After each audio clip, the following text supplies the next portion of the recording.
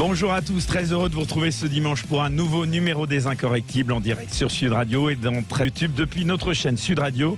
Et justement, en parlant de YouTube, c'est aujourd'hui de plus en plus difficile de rester incorrect en France avec ces nouveaux gendarmes de la liberté d'expression que sont les GAFAM. Mais vous savez quoi, on va quand même encore l'être cette semaine, j'en suis sûr, avec notre invitée, une femme dirigeante de médias. Et il y en a peu et encore moins qui, comme elle, n'ont pas peur de ce politiquement correct, quitte à en subir parfois des critiques ahurissantes de violence et de bêtises. On en parlera.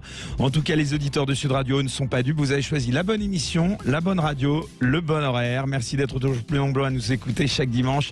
Nous sommes ensemble pour une heure. C'est parti pour les Incorrectibles. Sud Radio, les Incorrectibles. Alors, notre invitée en ce dimanche, je vous le disais, est journaliste, dirigeante de médias et écrivaine. Elle a été couronnée du prix Renaudot Essai en 2016 pour son ouvrage Le Monde Libre. Elle a notamment été directrice adjointe de la rédaction de Marianne et de celle de l'Obs. En 2018, elle prend la tête du site d'actualité Le Média, dont elle sera licenciée quelques mois plus tard dans des circonstances quelque peu houleuses.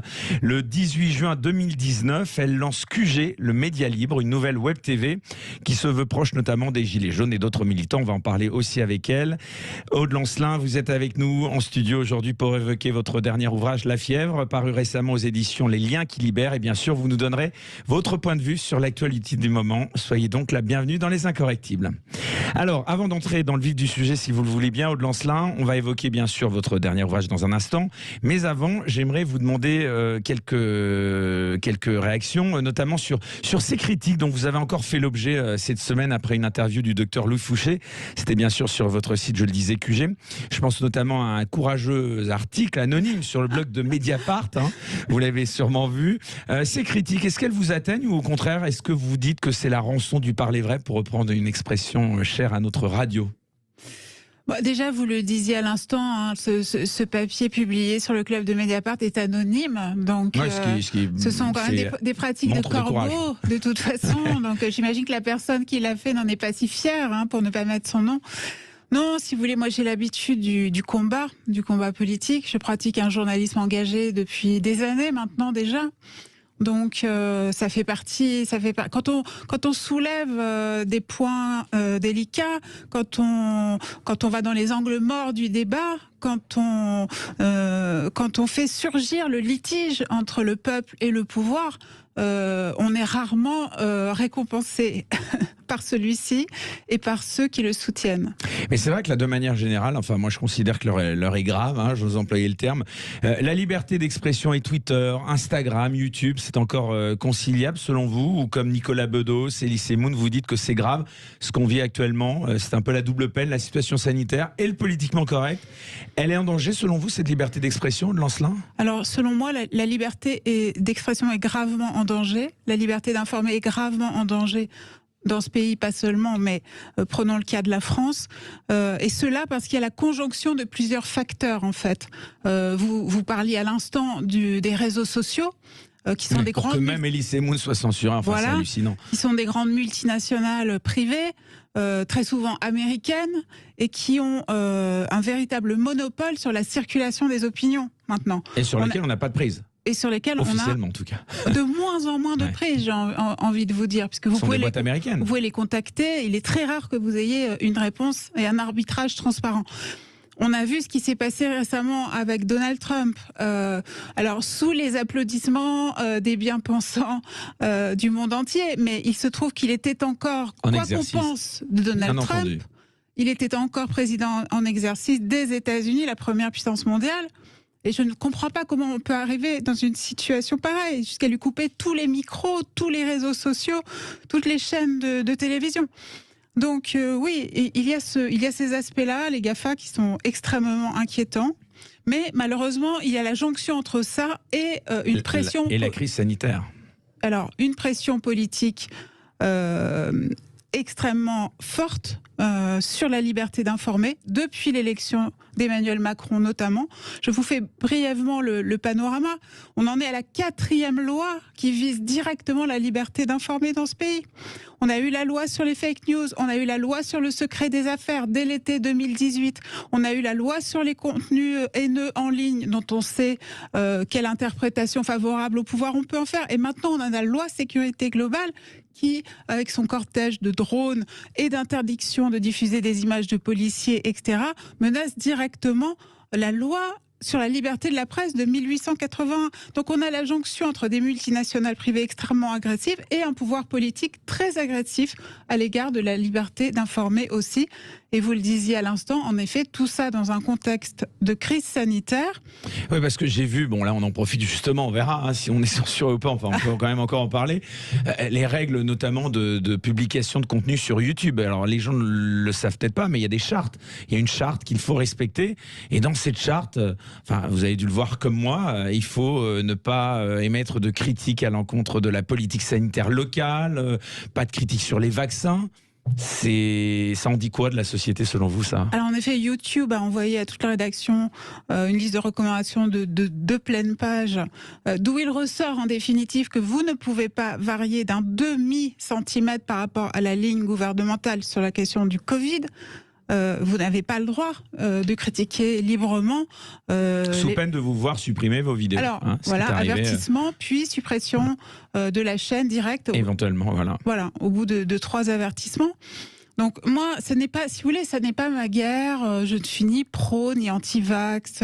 Je ne suis ni pro ni anti-Raoult. Ça n'est pas le sujet. Mais quand on voit une chape de plomb, pareil, s'abattre sur une parole, on est obligé, c'est notre rôle de journaliste, de se poser la question.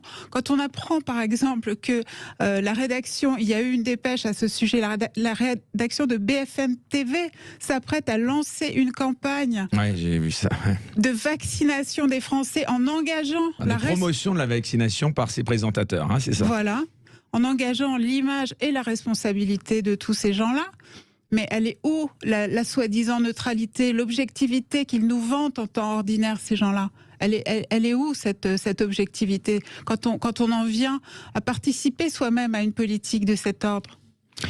Oui, on peut parler de chaînes d'État dans ce cas-là, enfin de promotion, parce qu'on critique beaucoup, c'est vrai, ces chaînes sous l'emprise dites étrangères, comme Russia Today, mais finalement on n'en est pas loin, finalement, et c'est des chaînes privées, c'est ça qui est le plus incroyable, qui sont finalement sous la coupe, pour certaines, d'influence gouvernementale.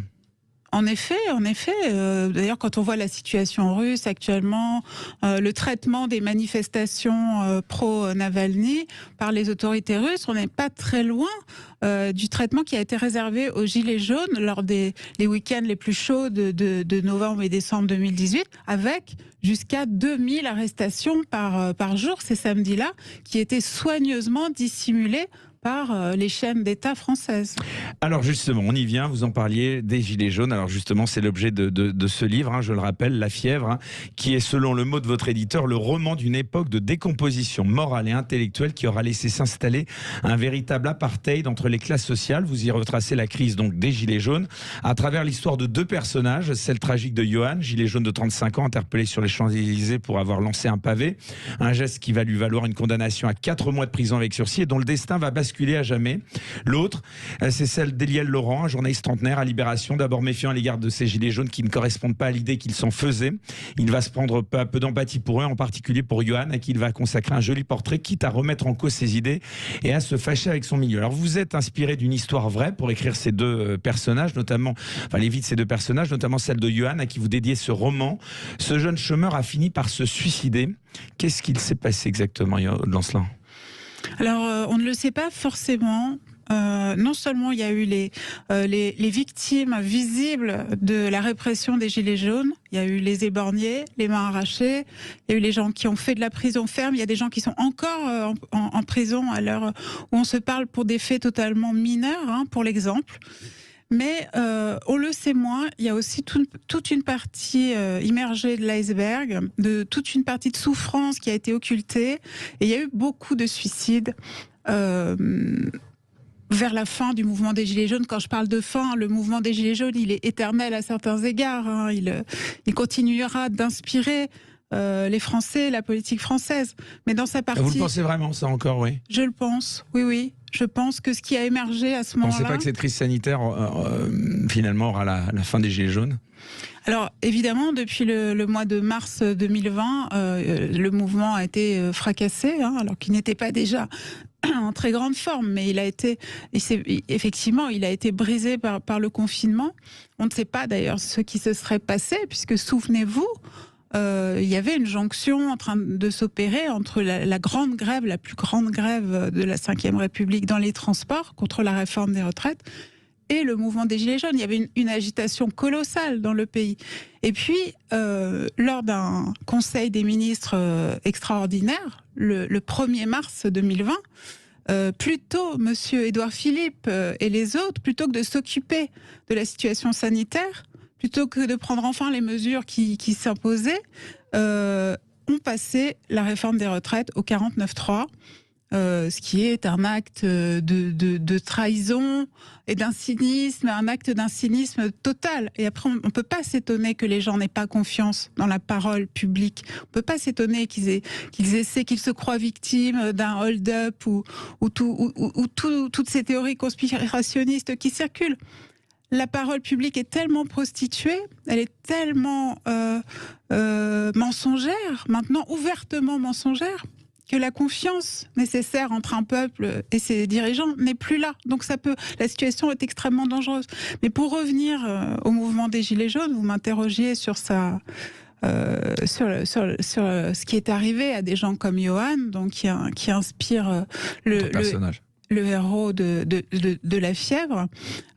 Si vous voulez, ce sont vraiment des gens... Pourquoi d'ailleurs avoir choisi, excusez-moi de vous interrompre, le roman plutôt que l'essai ou autre Qu'est-ce que vous vouliez montrer exactement à ce travers je pense que la charge affective et symbolique est plus forte dans le roman. Je voulais laisser une trace vraiment de ce mouvement qui a été pour plein de gens un moment sans retour, quoi. Quelque chose d'extrêmement important, quelque chose qui a marqué leur vie. Et je pense que la voix sensible littéraire était plus adaptée à ce que j'avais envie de faire et de dire, qui n'était pas une diatribe politique, à vrai dire. Enfin, si vous le voulez bien, vous parlez pas de diatribe politique. Ce livre, donc vous le dites, c'est le portrait d'une nation, la nôtre, sous le règne du président Macron, décrit comme un être ambigu. Alors je vous cite: mi-rapace au profil acéré, mi-garçonné aux yeux bleu tendre, son éternel sourire d'insoutenable winner pour saga entrepreneuriale, l'étreinte infernale des multiples injustices qu'il infligeait depuis son élection à un peuple déjà très abîmé. Tout cela avait remué des choses invisibles dans les profondeurs du pays. C'est comme ça que vous le percevez, vous, personnellement ? Oui, je pense que c'est, si vous voulez, c'est la mauvaise personne au mauvais moment de l'histoire. C'est-à-dire que c'est un homme qui, littéralement, ne connaît pas le peuple français. Qui a passé toutes les années de sa maturité avec des vieux banquiers d'affaires ou des technocrates. Vous dites aussi qu'il est le dernier rejeton de la lignée catastrophique qui a mené donc la France jusqu'au Gilets jaunes. Oui, bien sûr. La situation française très inquiétante que nous vivons dépasse largement le cas Macron, mais c'est quand même, il a précipité ce que nous sommes. Elle avait déjà commencé un petit peu avant quand même. Hein.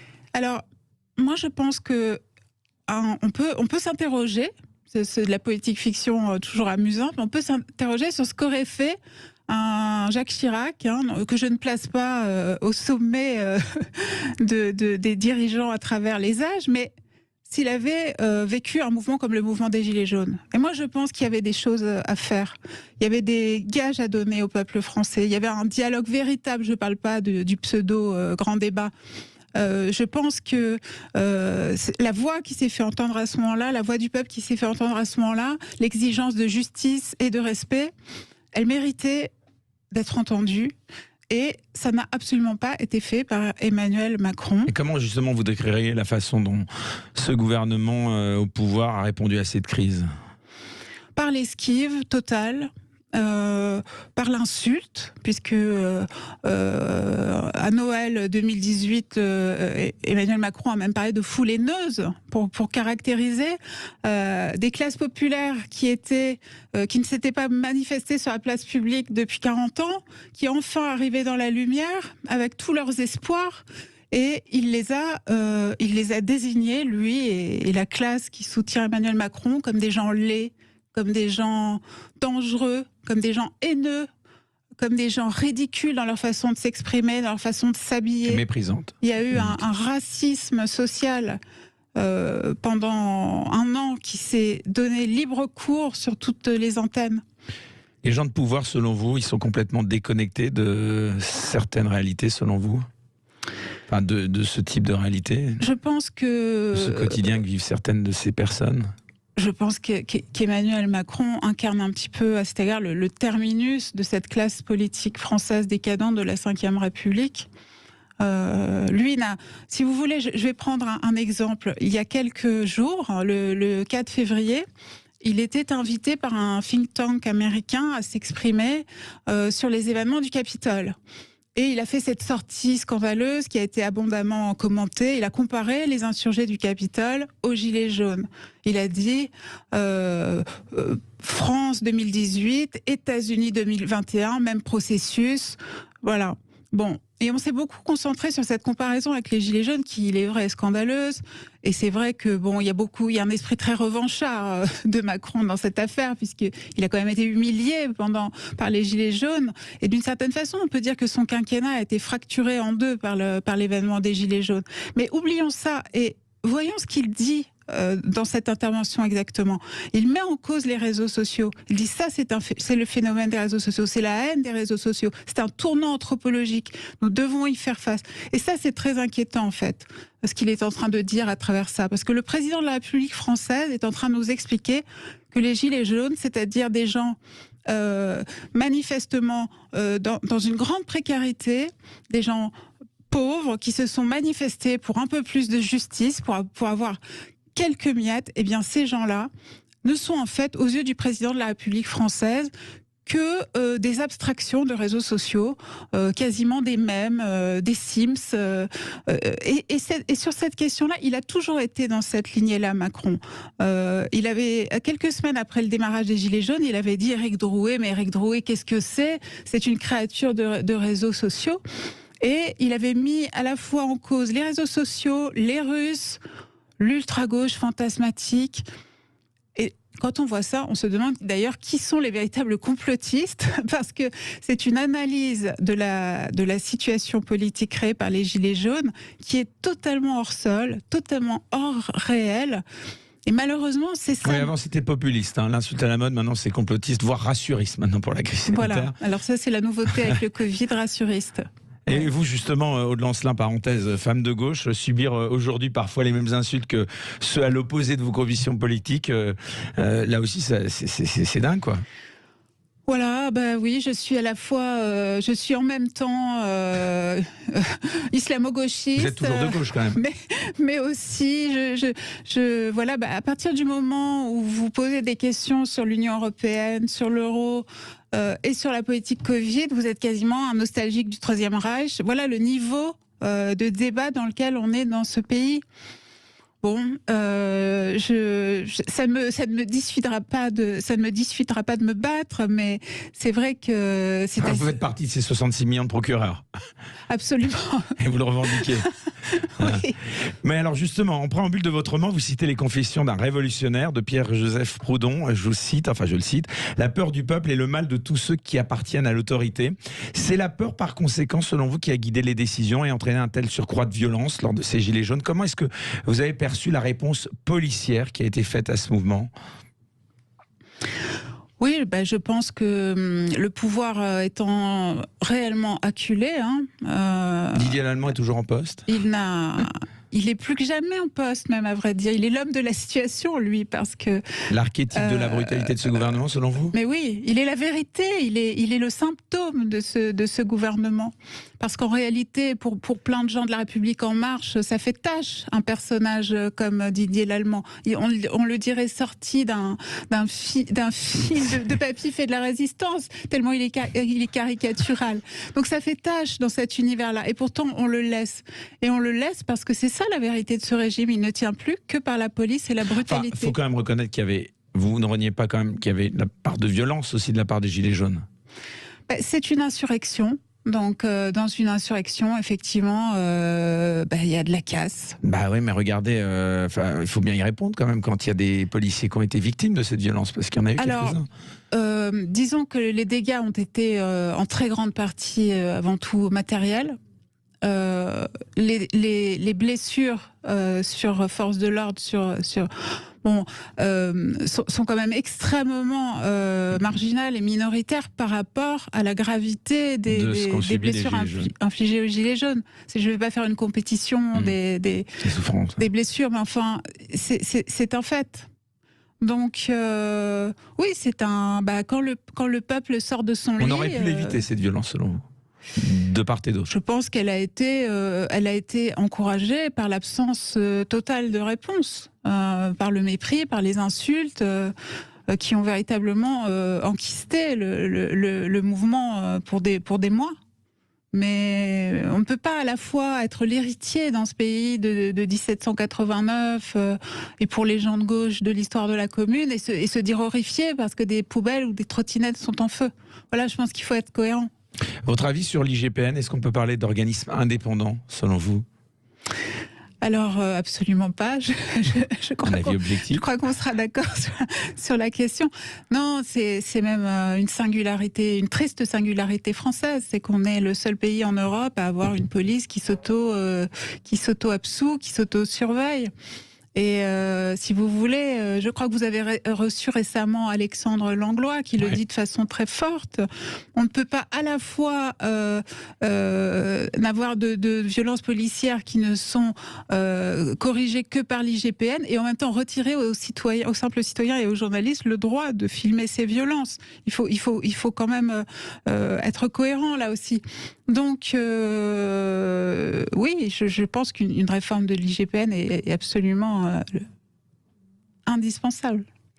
Aude Lancelin, je le rappelle, donc vous êtes écrivaine également, en plus d'être journaliste, donc à l'occasion de la sortie de ce livre La Fièvre. Donc on en reparle avec vous jusqu'à 14h en direct sur Sud Radio. Ne bougez pas, on revient dans un tout petit instant. 13h passées de 28 minutes, toujours en direct avec mon invité Aude Lancelin à l'occasion de la sortie de ce livre La Fièvre aux éditions Les Liens qui libèrent et qu'on encourage bien sûr tous nos auditeurs à foncer, acheter dans toutes les bonnes librairies. Alors ce livre, je le disais, c'est aussi bien sûr une critique de la gauche dite intellectuelle, de sa presse et de ses élites. Dans votre précédent ouvrage, Aude Lancelin, déjà, Le Monde Libre, je le rappelle, vous la décriviez comme prétentieuse et totalement coupée des gens ordinaires. On le rappelle, vous êtes une femme de gauche. La gauche, cette gauche dont vous êtes issue, vous considérez qu'elle a lâché le peuple ?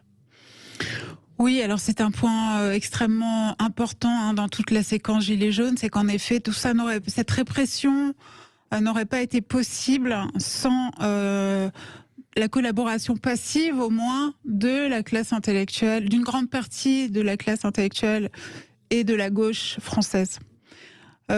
Évidemment, le rapport à la gauche, le rapport au peuple de la gauche, il est depuis des dizaines d'années extrêmement perturbé dans ce pays, au point qu'on peut être de gauche sans jamais défendre les classes populaires ni les rencontrer. C'est tout le problème de ces dizaines d'années socialistes notamment.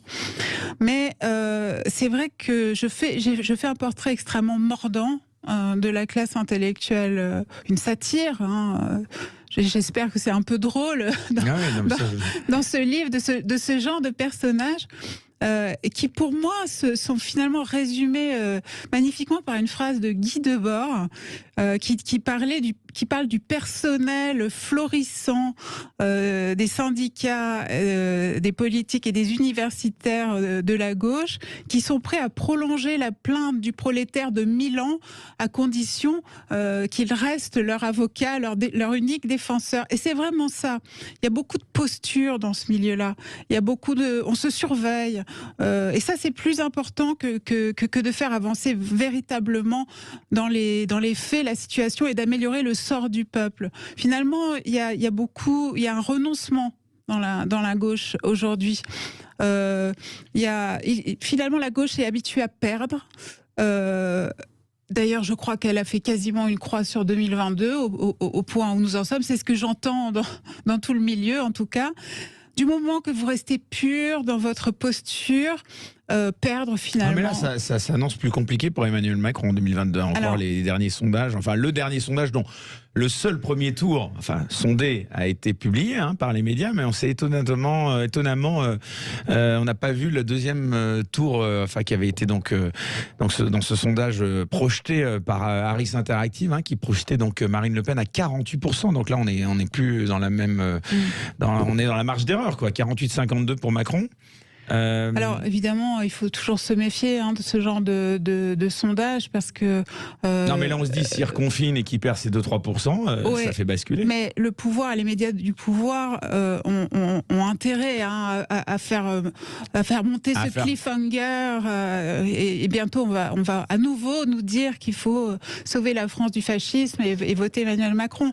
Alors évidemment ça marchera moins qu'en 2017 parce que le scénario il est évidemment éculé maintenant. Du reste, nous l'avons déjà vécu en 2002.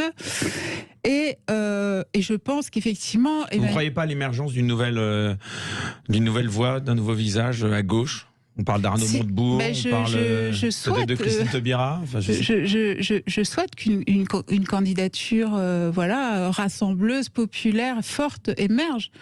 Je sens que ça va être très compliqué quand même, compte tenu du fait que tous les débats sont piégés. Le débat sur l'Union européenne, par exemple, c'est tout de même extraordinaire. On est dans une situation où la crise sanitaire a montré les défaillances de l'Europe, la guerre des vaccins, la destruction de l'hôpital public qui est quand même orchestrée par Bruxelles depuis des dizaines d'années. Tout ça, on le sait, tout ça, les gens l'ont touché du doigt, ils ont été enfermés chez eux, donc ils ont eu le temps d'y méditer. Eh bien non. On n'a quasiment plus un seul parti aujourd'hui en France qui a le courage politique de mettre cette question sur la table et d'en tirer les conclusions qui s'imposent. Et donc, moi personnellement, je ne défendrai pas une candidature de gauche ou quelle qu'elle soit qui soit à nouveau, qui reconduise, si vous voulez, l'imposture du discours du Bourget, de François Hollande. Il faudra plus. Mais alors vous allez vous abstenir ? Non, mais il faudra plus que des mots, vous voyez. Il faudra plus que des mots cette fois pour remporter. Mais vous ne trouvez plus aucun crédit pour remporter ma conviction et celle de beaucoup de gens. Non, je dis pas ça. Jean-Luc Mélenchon.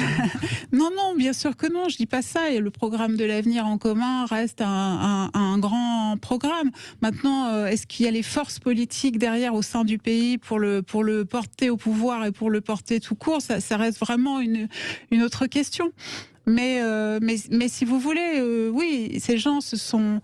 le cynisme d'un François Hollande a été absolument destructeur. Vous faites élire sur mon adversaire, c'est la finance, et vous nommez un banquier Rothschild à la tête du ministère de l'économie.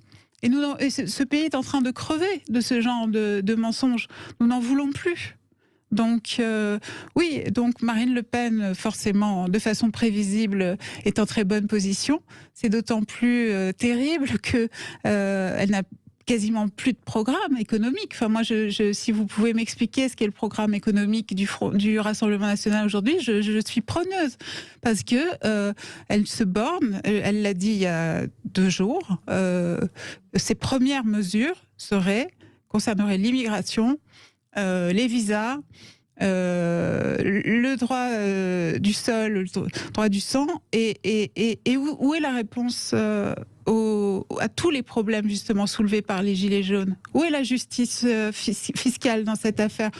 Où est la justice sociale ? Où est la question de la dette Covid ? Elle n'en parle jamais. Elle n'en parle jamais. Et justement, en parlant de cette crise des Gilets jaunes, est-ce qu'une renaissance du mouvement est possible à votre avis, ou il est définitivement enterré, ce mouvement ? Je pense que sous cette forme-là, sous cette forme qu'on a connue et aimée, je pense qu'il ne renaîtra pas sous cette forme, sous la forme des samedis jaunes. Imaginez ce que c'est une lutte de plus de 2 ans et l'investissement chez les individus qu'elle a demandé, les sacrifices. Donc je pense qu'on est allé au bout de l'exploration de cette voie-là.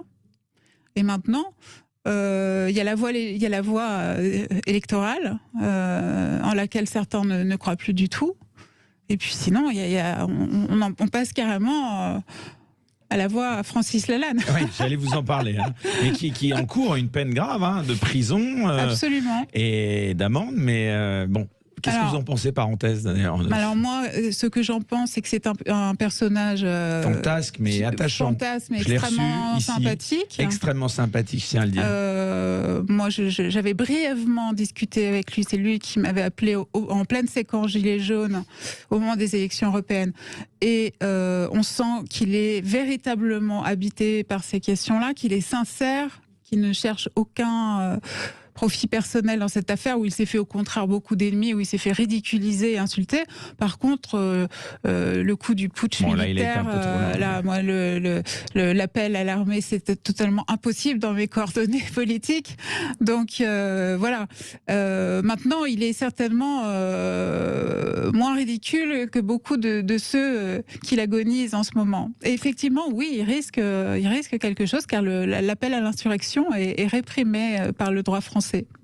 Et justement, au-delà de cela, comment est-ce que vous percevez la façon, on va maintenant parler bien sûr de ce média que vous avez créé, comment est-ce que avant vous percevez la façon dont les journalistes ont traité cette crise des Gilets jaunes, quand on sait que la plupart justement des grands médias, presse et télévision, sont aux mains de proches, de patrons proches d'Emmanuel Macron. Vous ne manquez pas d'ailleurs de fustiger ces grands patrons, d'où donc la création de ce média sur lequel nous allons revenir. Voilà, comment vous l'avez perçu? Parce que vous avez travaillé finalement dans des grands médias. Vous avez travaillé pour l'Obs, c'était déjà à l'époque Xavier Niel, allez, parlons. Oui, à la toute fin. Toute fin. Ouais. Vous l'aviez rencontré d'ailleurs, tiens? Xavier Niel, jamais. Non, jamais. J'avais rencontré les deux autres actionnaires, Mathieu Pigasse et Pierre Berger. Non, si vous voulez, Et là, vous aviez eu allons-y, vous aviez eu des conseils, enfin des recommandations pour épargner, pour la ligne, je sais pas, la ligne éditoriale, ouais. Si vous voulez, c'est un procédé que j'ai déjà décrit dans 2 livres, d'ailleurs, sur les médias. Leur tactique, c'est plutôt de mettre la bonne personne à la bonne place, et à ce moment-là, vous allez avoir un salarié zélé, un directeur zélé qui devancera... C'était pas gagné, quoi. Voilà, qui devancera vos désirs. Bon, mais parfois, il y a quand même aussi le fouet claque, hein, parfois, et parfois, il y a aussi des coups de fil. On ne peut pas le nier non plus. Hein. Donc, la pression sur les directions de journaux, elle est évidemment maximale en ce moment. Dans un paysage des médias qui se détériore mois après mois. Ça, je voulais le dire. C'est très important parce qu'on entre en période de campagne présidentielle.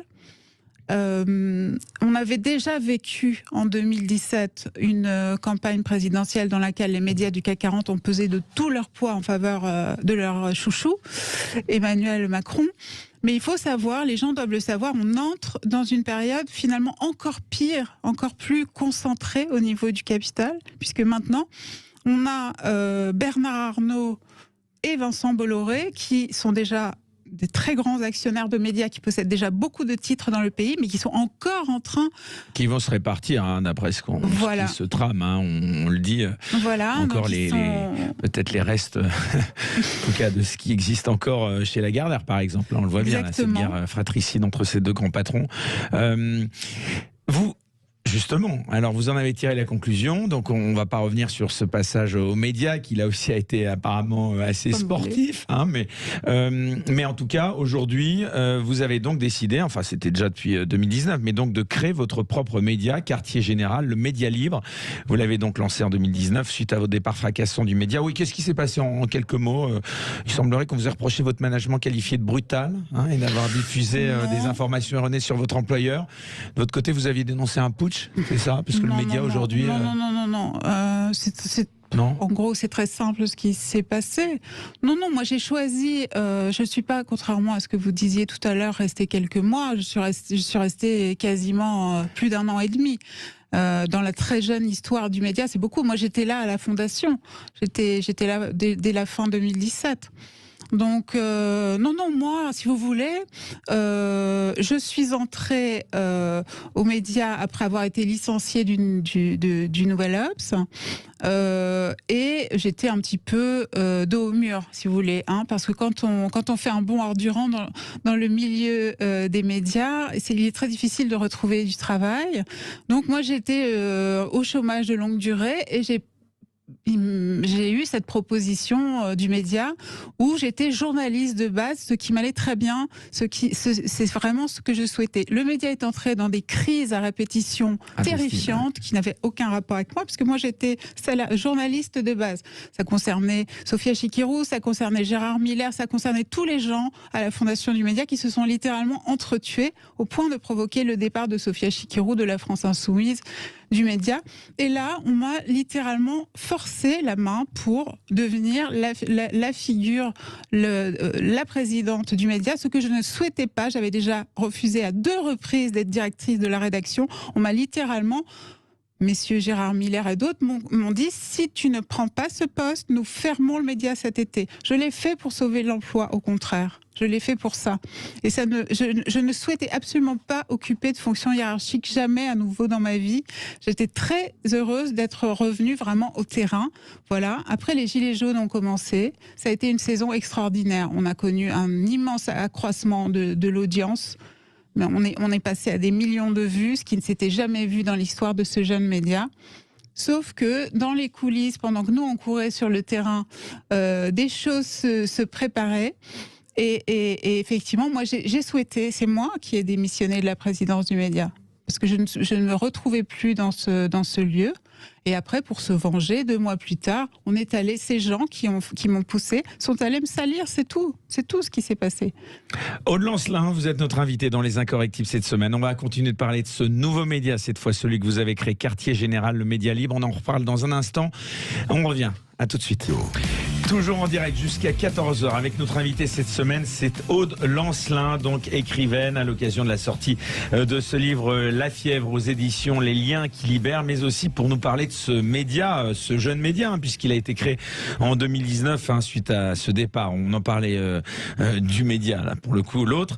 Le projet donc de ce Quartier Général, donc le média libre, dont on peut lire quelques mots sur votre site. Et alors, je vous cite, d'inspirer et d'accompagner le combat de ceux qui, depuis les lanceurs d'alerte jusqu'aux militants pour le climat ou les droits fondamentaux, se retrouvent sans levier face à des gouvernements occidentaux toujours plus répressifs ou qui ne trouvent plus de relais suffisamment indépendants dans les médias existants. Donc des émissions de débat, des reportages, des entretiens avec des personnalités tenues en lisière des plateaux de télévision habituels. Voilà donc ce qu'est le programme de votre média. Comment est-ce qu'il est financé ? Il est financé entièrement par l'abonnement payant. C'est le même modèle que Mediapart. Voilà, avec une totale indépendance ? Avec une totale indépendance. Ici, mon parcours m'a appris une chose, c'est que c'était la seule façon de procéder en fait, parce que dès que vous avez une laisse capitalistique ou dès que vous êtes dans l'univers culturel d'un parti politique, votre indépendance, vous pouvez vous asseoir dessus, c'est terminé en réalité. Parce qu'il y a des sujets que vous ne pourrez absolument jamais aborder, donc vous êtes obligé d'entrer dans une espèce de duplicité par rapport à votre public. Et voilà, avec tous les phénomènes de censure qu'on connaît. Donc oui, moi j'ai voulu, j'y songeais déjà depuis un certain temps, mener cette bataille de l'indépendance des médias.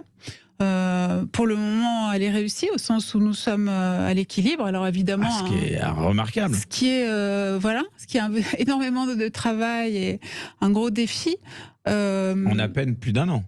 En 1 an, absolument, depuis un an, un petit peu plus d'1 an. Ce qui veut dire qu'il y avait une demande, il y avait une forte attente. Il y a une énorme attente, ça c'est certain, parce que quand on se retrouve, comme on en parlait tout à l'heure, dans un univers médiatique où vous avez d'un côté Bernard Arnault, merci patron, et de l'autre côté Vincent Bolloré, le bourreau de Canal+, et que les journalistes se retrouvent au milieu du champ de bataille à jouer la comédie de la liberté d'expression, alors que très franchement, maintenant je crois que même les plus naïfs le savent, celle-ci n'existe plus dans ces médias-là depuis très longtemps. Il y a encore des médias mainstream qui trouvent grâce à vos yeux, de Lancelin ? Mais si vous voulez, quand je critique les médias mainstream et les effets délétères qu'ils ont eu sur la politique et dans ce pays et sur l'esprit public, je critique pas les individus. Évidemment que dans tous ces médias-là, moi, il y a des gens que vous connaissez, que je connais, que j'aime bien parfois, qui font ce qu'ils peuvent. Mais ce que nous pouvons n'est rien par rapport à des mastodontes capitalistiques pareils. Donc, je pense qu'il est devenu extrêmement rare dans ce pays. Il y a encore des lieux, et Sud Radio, à certains égards, en fait partie, et l'a démontré pendant la crise des Gilets jaunes. C'était un des seuls lieux où on pouvait entendre une parole différente. Et l'écosystème de la liberté dans ce pays, il est très très fragile en ce moment. Est-ce que vous pensez, Aude Lancelin, qu'avec la crise sanitaire et toutes les polémiques justement suscitées par les faux pas du gouvernement, les Français ont changé leur façon de percevoir les infos qu'on leur transmet ? Alors, c'est difficile de le dire, il est trop tôt, je pense, parce qu'il y a un effet de tétanie créé par la peur, et, par la peur d'être malade, la peur de perdre son emploi. Donc, il est très tôt pour le dire. Mais moi, ce qui me frappe énormément, si vous voulez, parce que j'ai aussi vécu dans la presse la période des attentats, au moment de Charlie Hebdo, 2015, Bataclan, etc., c'est que dans les deux cas, on a l'impression d'avoir des forces d'opposition, forces de gauche, qui ont littéralement été paralysées par la situation. Dans un cas, par la suspension de toutes sortes de libertés fondamentales au nom de la lutte contre le terrorisme, et aujourd'hui, la suspension de la liberté de circulation, la suspension de la liberté de manifester, le système complètement infantilisant des attestations, dont on a en plus découvert qu'il n'était même pas constitutionnel après qu'elles aient été arrêtées. Et à chaque fois, on note une énorme frilosité, une espèce de ce que Emmanuel Todd, l'historien Emmanuel Todd, qualifie de flash totalitaire. Il avait qualifié ça il avait parlé de ça au moment des attentats de Charlie Hebdo. Évidemment, ça avait été un scandale. Mais à vrai dire, c'est le point commun qu'on peut trouver entre les deux situations. C'est-à-dire que dans chacun de ces cas-là, aussi différents soient-ils, on est face à une paralysie de la critique des forces politiques, des forces intellectuelles, et les gens n'osent plus s'en prendre à la politique sanitaire, par exemple, mise en place. Et justement, est-ce que vous pensez que cette épidémie, aujourd'hui, elle sert de prétexte au gouvernement pour mettre en place, allons-y, tout ce qui s'apparenterait à un régime dit autoritaire ? Alors, on le sait, il y a un effet d'aubaine énorme créé par le Covid pour des gouvernements tels que le nôtre, mais c'est valable dans le monde entier. À vos yeux, les grands médias censurent la parole à ce sujet ? Ah, mais il la censure avec une violence quasiment sans égale. On n'a jamais vu des restrictions pareilles. On en parlait tout à l'heure au sujet de YouTube. Non, mais pour les médias français, j'entends. Vous pensez qu'il y a des instructions au lieu ? On voit très bien qu'il y a des personnes qui ont littéralement disparu des écrans. Tous les médecins. À qui, par exemple ? Tous les médecins qui portaient une voix différente, une voix critique. Christian Perron, Louis Fouché. Même Raoult est devenu une espèce de druide maléfique pour les journalistes mainstream, alors que c'est quand même, on pense qu'on veut. On peut critiquer sa mégalomanie, on peut dire ce qu'on veut sur lui, mais enfin c'est quand même un grand infectiologue, donc peut-être qu'il a son mot à dire aussi, plus que n'importe quel journaliste de BFM. Donc oui, bien sûr qu'il y a un contrôle de la parole totale sur cette affaire. Et puis il y a eu l'affaire totalement ridicule du film Hold Up, qui a plein d'égards, à des accents conspirationnistes, qui a charrié aussi certaines théories discutables, mais qui a été... On l'a réduit alors qu'il dure près de 3 heures. On a réduit évidemment 10 minutes contestables, évidemment. Et encore une fois, c'est le sujet de la liberté d'expression qui est en jeu. Et alors que ce documentaire, la plupart des gens ne l'avaient pas vu d'ailleurs, pour ceux qui l'ont critiqué. Vous l'avez vu ? Non, j'ai vu des extraits pour tout vous dire jusqu'à présent. Peut-être un jour je prendrai le temps de le voir sur la longueur. Donc je suis pas du tout une spécialiste de hold-up. Mais vous, excusez-moi encore une fois de vous interrompre, qui êtes toujours une femme de médias, une femme de presse. Est-ce que au cours de votre carrière, on est toujours intéressé de savoir un peu ce qui se trame dans les coulisses? Est-ce que vous avez subi des pressions eu égard à certains articles ou reportages que vous avez mis en ligne, par exemple, tiens, là en ce moment, au Lancelin? Est-ce que c'est feutré, c'est subtil? Non, franchement, c'est pas feutré. J'ai subi ça tout au long de ma carrière à l'Obs ou par ailleurs à Marianne. C'était des politiques? Comment ça se présentait? Souvent, ça vient. C'est la direction du journal. Hein. Bon, moi, je l'ai déjà raconté, donc j'ai aucun problème même à donner les noms, parce que je pense qu'il faut assumer quand même. Qui pas. Alors, qui, par exemple? Par exemple, Laurent Geoffrin, qui a longtemps été, si vous voulez, qui a longtemps dirigé le Nouvel Observateur et qui a longtemps dirigé Libération, alternativement. Puis qui crée son mouvement politique. Maintenant. Voilà, dont Emmanuel Todd, là encore, a pu dire qu'il avait détruit la gauche française en saccageant ces deux journaux alternativement.